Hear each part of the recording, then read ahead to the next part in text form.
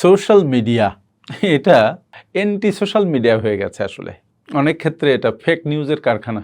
তার মানে উল্টাপাল্টা যত কিছু সব কিছু এখানে প্রদর্শিত হচ্ছে। যে খবর ছড়াচ্ছে তার অধিকাংশ খবর সত্য নয়।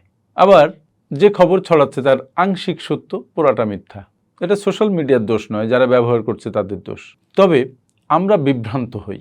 আমাদের অবচেতন মন সত্য মিথ্যা বোঝে না, সব সত্য বলে ধরে নেয়। এই জন্য সোশ্যাল মিডিয়া যারা বেশি ভিজিট করেন তারা অবসাদে ভোগেন।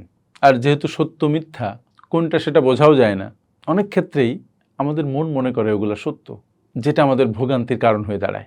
কিন্তু এই ভিডিওতে বলার উদ্দেশ্য হচ্ছে যে তুমি এটা অন্তত বোঝার চেষ্টা করো যে সোশ্যাল মিডিয়ায় যা দেখানো হচ্ছে সব সত্য নয়।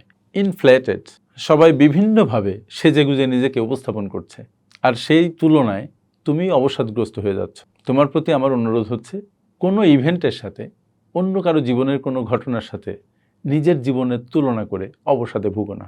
অন্যের অনেক কিছু আছে, তোমার নেই, এই দুঃখে দুঃখ পীড়িত হয়েও না।